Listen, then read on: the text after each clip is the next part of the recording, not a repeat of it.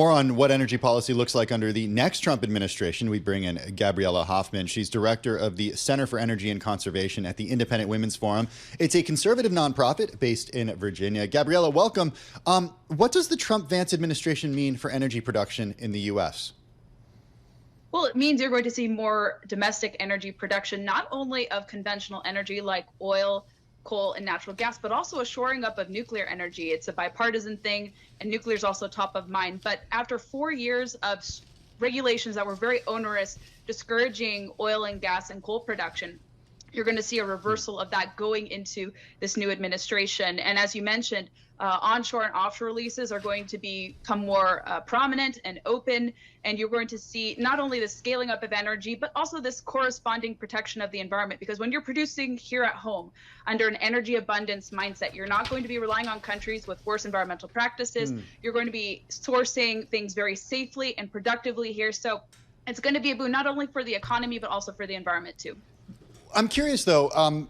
It's interesting because domestic crude output actually climbed to a record under President Biden's administration. Production averaged 12.9 million barrels a day last year. It eclipsed a previous annual high set under Trump back in 2019. That's according to the U.S. Energy Information Administration. And just to layer on top of that, Gabriella, I mean, the U.S. has been the world's top oil producer for 6 years straight, stretching from Donald Trump's first time in office through the tenure of President Biden. So, I mean, how much more do we really need to do?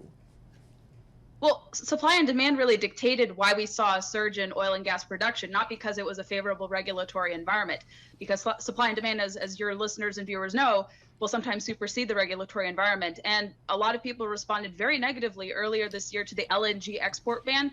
And Europe, in wake of several days of Trump being reelected to office, responded very positively to saying that we're going to rely on the United States for LNG, a country that my parents are from, Lithuania.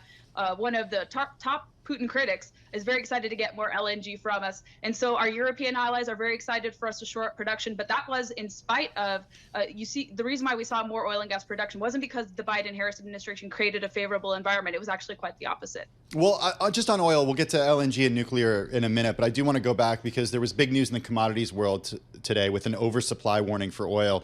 The IEA actually saying that the global oil markets face a surplus of more than 1 million barrels a day next year as Chinese demand continues to falter. Are oil producers in the U.S.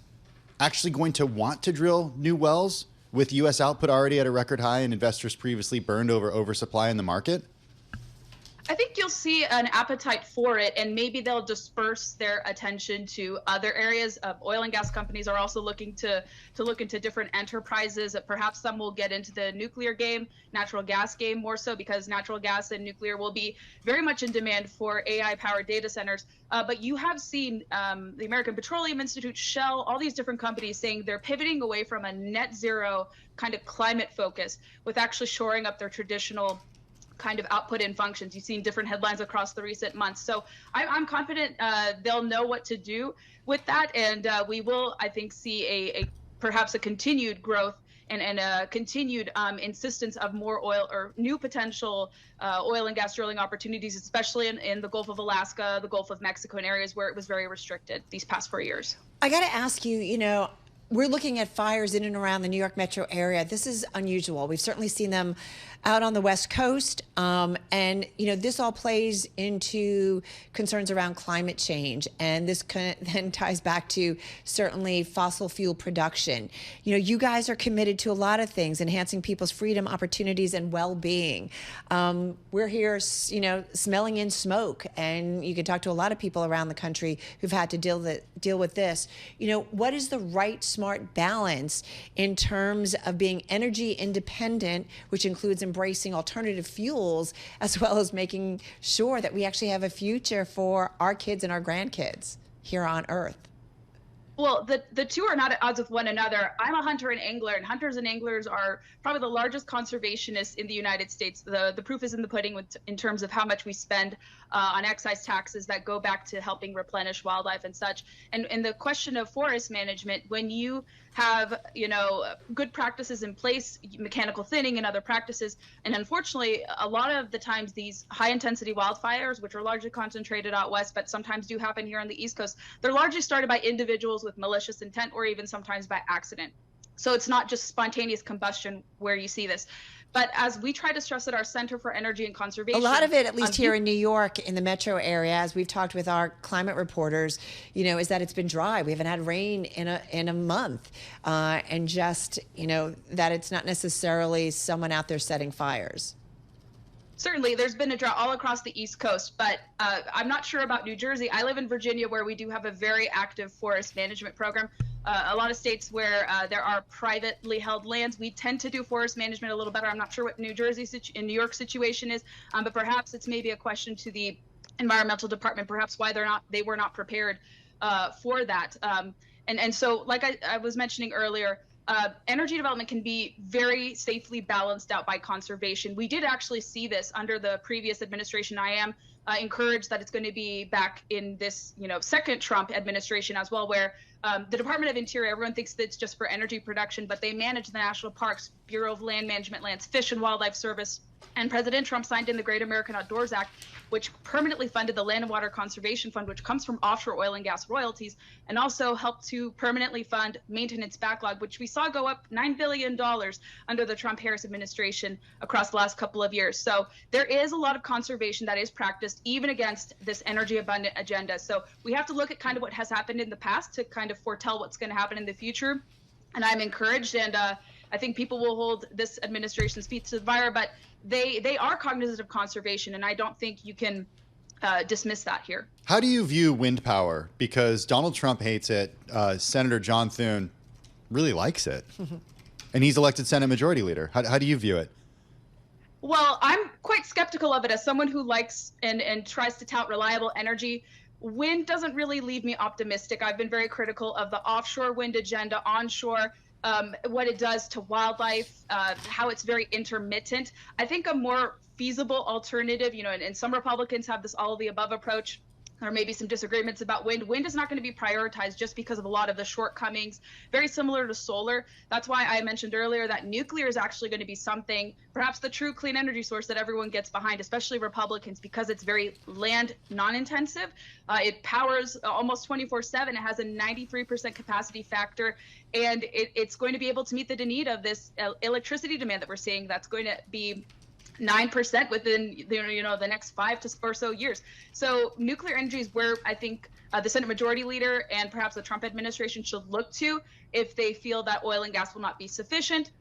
But I think all of them will work in kind of sync together. But nuclear is where I think Republicans ought to go versus unreliable wind and solar. But what do we do with the waste that can remain radioactive for thousands of years? I mean, I get it. We've done a lot of reporting, and it certainly is interesting to see when it comes to how do we how do we fuel our energy in the future, that nuclear needs to be a part of it. Go outside the United States and you're certainly seeing it as well. But what do we do with the waste? I've been to a nuclear site. I've seen the waste. This is not stuff that just goes away quickly.